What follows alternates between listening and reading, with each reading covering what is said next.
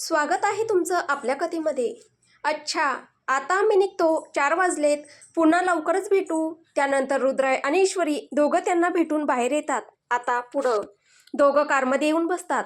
रुद्राय म्हणतो, आता तू ठीक आहेस ना? म्हणजे तुला बरं वाटत असेल तर आपण मॉलला जाऊ. आईनेही सांगितलं होतं. ईश्वरी म्हणते, मी ठीक आहे आणि पायलनेही सांगितलं ना की हे कॉमन आहे, तरीसुद्धा तुम्ही पुन्हा विचारत आहात. रुद्राय म्हणतो, मी फक्त यासाठी विचारलं की तुला काही त्रास होत असेल तर आपण थेट घरी जाऊ. ईश्वरी, आता फक्त 1 महिना झाला आहे. पुढचे सगळे महिने तुम्ही अशाच छोट्या छोट्या गोष्टींवर इतकं लक्ष देणार आहात का?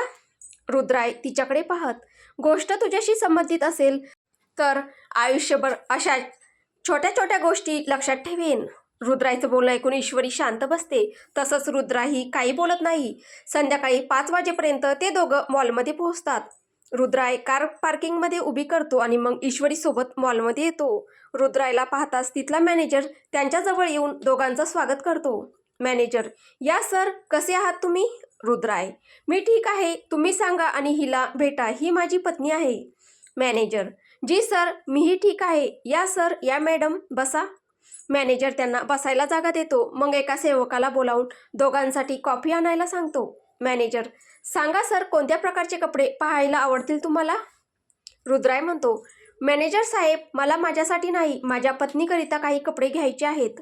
मग ईश्वरीकडे पाहत, तुम्हाला कोणत्या प्रकारचे कपडे घ्यायला आवडतील? ईश्वरी, तुम्ही तुमच्या मर्जीप्रमाणे पहा. रुद्राय म्हणतो, काही कुर्ती आणि टॉप वेअर दाखवा. तेवढ्यात काही महिला कर्मचारी तिथे येतात आणि ईश्वरीला कुर्ती दाखवू लागतात. इतक्यात सेवक कॉफी घेऊन येतो. मॅनेजर त्याच्या हातातून कॉफी घेतो आणि ईश्वरी व रुद्रायला देतो.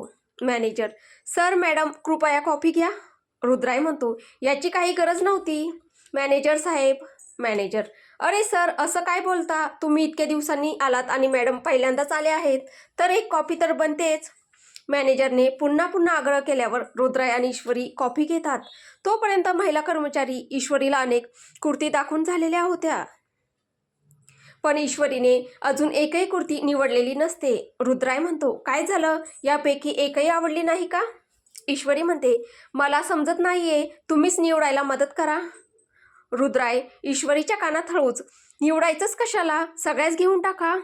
ईश्वरी, नाही. इतकं बोलून ईश्वरी काही कुर्त्या निवडते. मग रुद्राय त्यांना काही टॉप वेअर आणि बॉटम वेअर दाखवायला सांगतो. त्यानंतर ईश्वरी काही टॉप्स आणि जीन्स निवडते.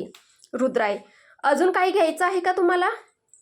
ईश्वरी, नाही, एवढंच पुरेसं आहे. ईश्वरीचं बोलणं ऐकून रुद्राय तिला तिथेच थांबायला सांगून स्वतः पैसे देण्यासाठी जातो. पेमेंट करून तो पुन्हा ईश्वरीजवळ येतो. ते दोघं बाहेर येत असतानाच ईश्वरी त्याला थांबायला सांगते. रुद्राय म्हणतो, काय झालं? काही विसरलीस का? ईश्वरी म्हणते, नाही, पण मला एक साडी घ्यायची आहे. रुद्राय म्हणतो, चल मग. ईश्वरी, जाण्याची गरज नाही. समोरच्या डमीकडे बोट दाखवत, मला ही साडी घ्यायची आहे. रुद्राय साडी पाहत, तुला खात्री आहे तुला हीच साडी घ्यायची आहे? ईश्वरी, हो. तेवढ्यात मॅनेजर तिथे येतो आणि रुद्राय त्याला ती साडी पॅक करायला सांगतो. मॅनेजर त्या साडीचंही बिल करून देतो. मग ईश्वरीला म्हणतो, मॅनेजर, मॅडम, तुमची निवड खूप छान आहे. ही साडी हाताने विणलेली असून घातल्यावर तिचा लुक खूप सुंदर दिसेल. त्यानंतर रुद्राय शॉपिंग बॅग्स घेतो आणि दुसऱ्या हाताने ईश्वरीचा हात धरतो. मग ते दोघं पार्किंग एरियात येतात. रुद्राय ईश्वरीचा हात सोडतो आणि सगळ्या बॅग्स कारच्या मागच्या सीटवर ठेवतो. त्यानंतर रुद्राय ईश्वरीला घेऊन करियासोत धरणाजवळ येतो. अचानक कार थांबल्यामुळे ईश्वरी थोडी घाबरते, पण मग रुद्राय म्हणतो, थोडा वेळ इथे थांबूया. त्याचं बोलणं ऐकून ईश्वरी काहीच बोलत नाही. रुद्राय मोबाईलवरून काहीतरी ऑर्डर करतो. मग ईश्वरीसोबत कारच्या बाहेर येतो. तेवढ्यात रुद्रायच्या लक्षात येतं की ईश्वरीने फक्त शाल घेतलेली आहे आणि आता वातावरण थंड झालेलं असतं. रुद्राय स्वतःचं जॅकेट ईश्वरीला देत म्हणतो, हे घाल, नाहीतर तुला थंडी वाजेल. ईश्वरी, मी ठीक आहे, याची गरज नाही. ईश्वरीचं बोलणं ऐकून रुद्राय तिच्या मागून जॅकेट घालून देतो. ईश्वरी ती काढणार इतक्यात रुद्राय तिला जॅकेट सकट स्वतःकडे ओढून घेतो. रुद्रायच्या अशा ओढण्याने ईश्वरी अगदी त्याच्या जवळ येते. रुद्रायची नजर आता ईश्वरीवर स्थिरावलेली असते, पण ईश्वरी लगेच स्वतःला त्याच्यापासून दूर करते. रुद्राय म्हणतो, घालून घे, नाहीतर आजारी पडशील. रुद्राय थोड्या अंतरावर जाऊन बसतो. ईश्वरीही तिथेच येऊन बसते. रुद्राय शांत बसलेला असतो. दोघंही तसेच शांत बसून राहतात. थोड्या वेळाने रुद्रायचा फोन वाजतो. तो कॉल उचलतो आणि बोलतो, काही वेळातच तिथे एक डिलिव्हरी बॉय येतो आणि काही पॅकेट्स देऊन निघून जातो. रुद्राय ती पॅकेट्स घेऊन ईश्वरीजवळ येतो. रुद्राय म्हणतो, हे घे, खाऊन घे. ईश्वरी म्हणते, यात काय आहे? रुद्राय, स्वतःच पहा. ईश्वरी ते पॅकेट उघडते. एका पॅकेटमध्ये मॅगी असते आणि दुसऱ्यामध्ये काही स्नॅक्स असतात. ईश्वरी ते पॅकेट रुद्रायला परत देत म्हणते, मला भूक नाही आहे.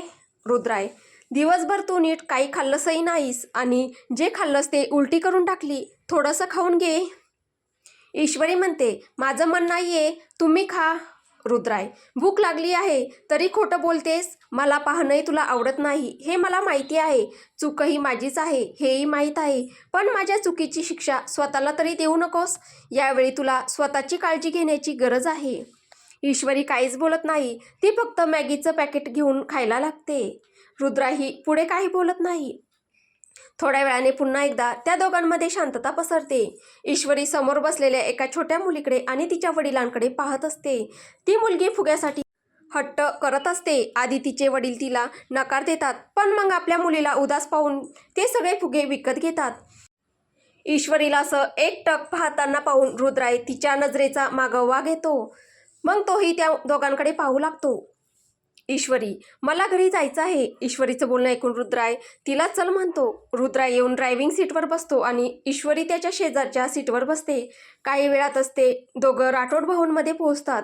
ईश्वरी हॉलमध्ये येऊन बसते आणि रुद्राय आपल्या खोलीत निघून जातो. तेवढ्यात लक्ष्मीजी तिथे येतात. लक्ष्मीजी, आलीस बेटा, झाली का शॉपिंग? ईश्वरी, हो आई.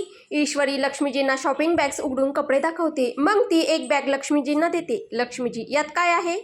सुनबाई. ईश्वरी, तुम्ही उघडून पहा ना आई. लक्ष्मीजी ती बॅग उघडून पाहतात. त्यात सोनेरी रंगाची बनारसी साडी असते. ईश्वरी, कशी आहे आई? लक्ष्मीजी, खूप सुंदर आहे. बरं, आता हे सगळं खोलीत ठेव. ईश्वरी म्हणते, आई, ही साडी मी तुमच्यासाठी आणली आहे. लक्ष्मीजी म्हणतात, अगं कशाला? ईश्वरी म्हणते, का तुम्हाला आवडली नाही का? लक्ष्मीजी, खूप छान आहे, थँक्यू. आणि रुद्र कुठे आहे? तू पण जाऊन लवकर फ्रेश होऊन ये, आपण सोबत जेवण करू. ईश्वरी, आई ते रूममध्ये आहे आणि मी थोडंसं बाहेरून खाऊन आले होते त्यामुळे मला भूक नाही. अच्छा ठीक आहे, आता तूही जाऊन थोडी विश्रांती घे, खूप थकली असशील. लक्ष्मीजींचं बोलणं ऐकून ईश्वरी खोलीत येते. रुद्राय तिथेच बेडवर बसून काम करत असतो. ईश्वरीला पाहत असतो. आपला लॅपटॉप उचलतो आणि तिथून निघू लागतो. तेवढ्यात तो थांबून म्हणतो, तुला त्रास करून घेण्याची गरज नाही. मी लवकरच माझ्या ऑफिसची वेळ बदलून घेईल, म्हणजे तुला माझ्यासोबत जास्त वेळ राहावं लागणार नाही. इतकं बोलून रुद्राय तिथून स्टडी रूममध्ये निघून जातो. रुद्रायने आपल्या खोलीतच एक छोटंसं स्टडी रूम बनवलं होतं, जिथे तो आपली महत्त्वाची कागदपत्र आणि वाचण्यासाठी काही पुस्तकं ठेवत असे. रुद्राय स्टडी रूममधील सोफ्यावर जाऊन बसतो. ईश्वरी कपडे बदलून येते आणि बाल्कनीत येऊन बसते. रुद्राय स्टडी रूममध्ये आपलं काम करत होता. काम करता करता कधी 11:30 वाजले त्यालाही कळलं नाही. रुद्राय स्टडी रूममधून बाहेर येतो तर त्याला दिसतं की ईश्वरी खोलीत नव्हती. आधी तो वॉशरूममध्ये पाहतो, पण ईश्वरी तिथेही नसते. तेवढ्यात त्याची नजर बाल्कनीकडे जाते. रुद्राय बाल्कनीत येतो. ईश्वरी तिथेच बसलेली असते. बाहेर खूप धुके पसरलेलं होतं, पण त्या धुक्यातून स्ट्रीट लाईटचा मंद प्रकाश हलकासा दिसत होता. रुद्राय ईश्वरीकडे पाहतो. रडल्यामुळे तिचे डोळे किंचित सुजले होते. ईश्वरी शॉल किंवा स्वेटर न घालता बाल्कनीत बसली होती. रुद्राय खोलीत येऊन शॉल शोधतो, पण शॉल न मिळाल्यामुळे तो ब्लँकेट घेऊन पुन्हा बाहेर येतो. रुद्राय ब्लँकेट ईश्वरीच्या अंगावर घालतो आणि स्वतः तिच्या समोर जमिनीवर बसून तिचे दोन्ही हात हातात घेतो. रुद्राय, काय झालं? इथे थंडीत का बसली आहेस? कुणी काही बोललं का? आई काही बोलली का? ईश्वरी म्हणते, काही नाही झालं मला, बस अशीच बसले होते. रुद्राय, इतक्या थंडीत? थंडी नाही वाजत का तुला? ईश्वरी, थंडीत तर तुम्हीही बसले आहात. रुद्राय, मी तुला बोलवायला आलो होतो, चल आत खोलीत. इतकं बोलून रुद्राय उठून उभा राहतो. ईश्वरी, तुम्ही जा, मी थोड्या वेळाने येते. रुद्राय म्हणतो, ठीक आहे, मी इथेच थांबतो. ईश्वरी म्हणते, इतक्या थंडीत इथे थांबून तुम्हाला काहीच मिळणार नाही. जाऊन आराम करा, थकला असाल. रुद्राय, माहीत आहे काही मिळणार नाही, पण तरीही थांबायचं आहे. तुला अशा अवस्थेत एकटं सोडून जाऊ शकत नाही. ईश्वरी म्हणते, तुम्हाला माझी काळजी करण्याची काही गरज नाही. तसंही सगळ्यांची काळजी घेऊन तुम्ही थकत असाल. रुद्राय दोन्ही हातांनी तिचा चेहरा अलगद धरत, गरज आहे तुझी काळजी घेण्याची, तुला साथ देण्याची आणि तुला समजून घेण्याची. ईश्वरी म्हणते, हट्ट करू नका, जा ना, मला एकटं सोडा. रुद्राय आत खोलीत येतो. ईश्वरीला वाटतं की रुद्राय झोपायला गेला आहे.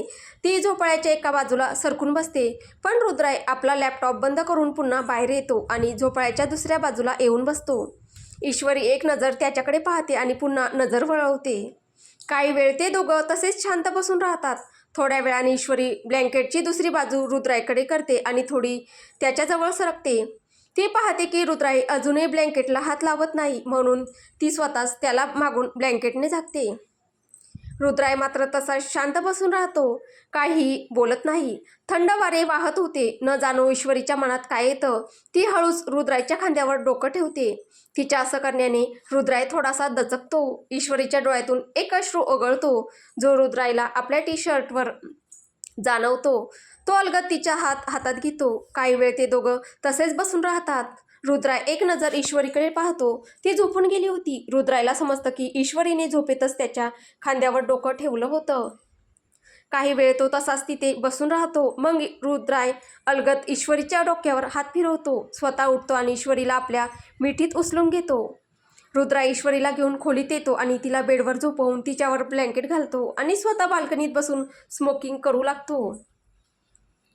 बराच वेळ रुद्राय तिथेच बसून राहतो. तो काहीतरी विचार करत होता, पण मग आपल्या विचारांना तिथेच थांबवत तो स्टडीमध्ये येऊन झोपतो.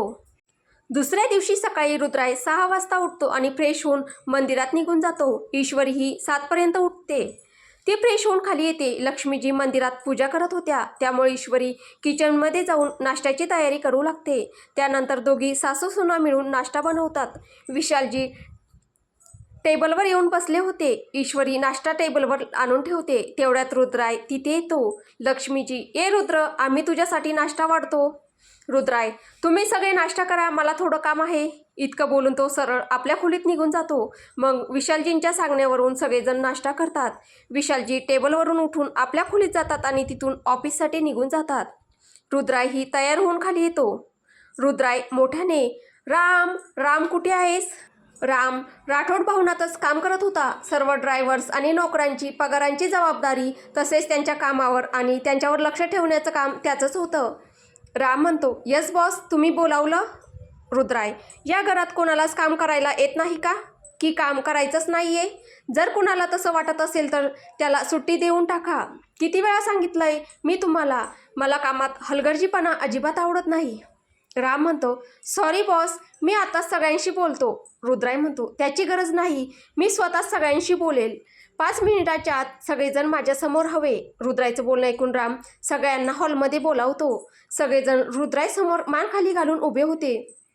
तसं पाहिलं तर त्या सगळ्यांची रुद्रायसोबत फारशी बोलणं झाली नव्हती, कारण रुद्राय बहुतेक वेळ ऑफिसच्या कामात व्यस्त असायचा, पण तरीही तो सगळ्यांची माहिती स्वतःकडे ठेवायचा. सगळेजण या क्षणी घाबरलेले दिसत होते, तर दुसरीकडे ईश्वरी त्यांना अशा अवस्थेत पाहून थोडी आश्चर्यचकित झाली होती. ईश्वरी लक्ष्मीजींना, आई, हे सगळे इतके घाबरलेले का वाटत आहेत? लक्ष्मीजी, काही नाही सुनबाई, फक्त या सगळ्यांना रुद्रच्या रागाची भीती वाटते. माझा रुद्र तसा खूप चांगला आहे, पण त्याचा राग अजिबात चांगला नाही. रुद्राय मोठ्या आवाजात, तुम्ही दोघी खोलीत जा. रुद्रायचं बोलणं ऐकून लक्ष्मीजी तिथून जाणार इतक्यात ईश्वरी त्यांचा हात पकडून त्यांना थांबवते. ईश्वरी म्हणते, आई, स्वतःच्या घरात आणि घरातील मोठ्या असूनही तुम्ही का जात आहात? लक्ष्मीजी म्हणतात, रुद्रला काही महत्त्वाचं बोलायचं असेल, तो कामाच्या गोष्टी घरात आणत नाही. त्या दोघी अजून बोलतच होत्या. तेवढ्यात पुन्हा एकदा रुद्राय म्हणतो, तुम्हा दोघींनाच सांगतोय, खोलीत जा. ईश्वरी म्हणते, आम्ही कुठेही जाणार नाही. तुम्हाला जे काही बोलायचं असेल ते तुम्ही बोलू शकता, आणि तसंही आम्ही या घराचे सदस्य आहोत, कुणी परके नाही. रुद्राय ईश्वरीकडे पाहतो. त्याच्या चेहऱ्यावरचा राग आणि डोळ्यातील तीव्रता या क्षणी कोणालाही घाबरवू शकत होती. तो मोठ्या आवाजात म्हणतो, तुम्हाला मला सांगण्याची गरज नाही, जितकं सांगितलं आहे तितकंच करा. रूममध्ये जा. रुद्रायचं बोलणं ऐकून लक्ष्मीजी ईश्वरीला सोबत घेऊन त्यांच्या रूममध्ये जातात. त्या दोघी आत गेल्यानंतर रुद्राय सगळ्यांकडे पाहतो. रुद्राय, घर असो किंवा ऑफिस, मला कामात हलगर्जीपणा अजिबात आवडत नाही, आणि हीच गोष्ट मी आताच रामलाही सांगितली आहे. मला सगळं माहीत असतं कोणाचं काम कसं आहे ते. जर तुम्हाला नीट काम करता येत नसेल तर तुम्ही जाऊ शकता. राम म्हणतो, सॉरी बॉस, पुढे असं काहीही होणार नाही. रुद्राय, रतन, दीपक आणि बिपिन, तुम्ही तिघं पूर्ण दिवस काय करता? तिघेही मान खाली घालून शांत उभे होते. तेव्हा रुद्राई म्हणतो, जिथपर्यंत मला माहीत आहे रतन कॉफी टाईमपासून काका माझ्यासोबत ऑफिसला जातात आणि दीपक आई रोज कुठे बाहेर जात नाही. आणि बिपिन तुम्ही तर घरीच असता. अशा परिस्थितीत तुम्ही तिघं घरात राहून कार्सची देखभालही करू शकत नसाल तर कदाचित मला दुसऱ्या कुणाला शोधावं लागेल. तिघे एकाच वेळी, सॉरी सर, पुढच्या वेळी तुम्हाला आमच्याबद्दल कुठलीही तक्रार मिळणार नाही. आम्हाला खरंच माफ करा. रुद्राई म्हणतो, अशोक आणि तुम्ही काही दिवसांपासून पाहतोय सिटिंग एरिया नीट नाही आहे आणि बॅकयार्डही. कधीपर्यंत होईल हे? अशोक म्हणतो, सर उद्यापर्यंत सगळं होईल. रुद्राई, अजय आणि अनिल टेरेस साफ करून किती दिवस झाले? दोघेही घाबरत म्हणाले, सर 1 आठवडा. रुद्राई म्हणतो, कधी होणार मग? दोघे, सर आम्ही आजच करून टाकतो. रुद्राई म्हणतो, बरं होईल जर तुम्ही सगळ्यांनी आपापलं काम नीट केलं तर. आणि एक गोष्ट लक्षात ठेवा, कधीही माझ्या विरोधात असं काही करू नका की तुम्हाला माफीही मिळणार नाही. बाकी तुम्ही चांगलं काम करा आणि कधी काही अडचण असेल तर मला सांगू शकता. कविताजी, राम, कपिल आणि संदीप यांना सोडून बाकी सगळे जाऊ शकता. रुद्राईचं बोलणं ऐकून बाकी सगळेजण तिथून निघून जातात. रुद्राई म्हणतो, कविताजी बाकी सगळं ठीक आहे, फक्त तुम्ही माझ्या पूजेच्या बास्केटमधलं सामान एकदा नीट तपासत जा. आता तुम्ही जाऊ शकता. रुद्राईचं बोलणं ऐकून त्या देखील तिथून निघून जातात. रुद्राई संदीप आणि कपिलकडे पाहतो आणि म्हणतो, तुम्ही दोघांनी व्यवस्थित लक्ष ठेवा. कुठलाही नवीन माणूस घरात येण्याआधी त्याची तपासणी करा आणि कुणावर संशय आला तर लगेच त्याच्यावर ॲक्शनही घेऊ शकता. पण याचा अर्थ असा नाही की काही विचार न करता तुम्ही काहीही कराल. कधी अशी वेळ आली तर आधी माझ्याशी बोलण्याचा प्रयत्न करा आणि जर माझ्याशी संपर्क झाला नाही तरच तुम्ही निर्णय घेऊ शकता. कपिल आणि संदीप, ओके सर, आम्ही लक्ष ठेवू. रुद्राई, गुड. आणि जर तुम्हाला असं वाटलं की एखादी बाईक किंवा कार वारंवार इथे येत आहे तर तिचा नंबर नोट करून मला द्यायचा. Okay, now you both can move. Kapil आणि संदीप ओके सर म्हणत तिथून निघून जातात. आता तिथे फक्त रुद्राई आणि राम उरले होते. रुद्राई म्हणतो, कविताजी. कविता, जी सर. रुद्राई, 2 कॉफी गार्डन एरियामध्ये घेऊन या. इतकं बोलून रुद्राई आणि राम बाहेर गार्डनकडे येतात. त्यांना पाहताच कपिल आणि संदीप 2 खुर्च्या आणून गार्डनमध्ये ठेवतात. ते दोघं खुर्च्यावर बसतात. राम, काय झालं बॉस, तुम्ही काहीसे चिंतित दिसत आहात. रुद्राई म्हणतो, हो राम, मी काही विचार करतो आहे. काही दिवसांनी पार्टी आहे आणि त्यानंतर माझी एक महत्त्वाची मीटिंगही आहे. त्यामुळे मी हाच विचार करतोय की शक्य तितक्या लवकर सिक्युरिटी अजून मजबूत झाली पाहिजे. राम म्हणतो, बॉस तुम्ही काळजी करू नका, कुठलंही काम असेल तर मला सांगा. तेवढ्यात कविता कॉफी घेऊन येते. ते दोघं कॉफी पिता पिता बोलत असतात. रुद्राई रामला अनेक गोष्टी सांगत म्हणतो, फक्त आपल्यातली ही चर्चा तिसऱ्या कुणापर्यंत पोहोचता कामा नये.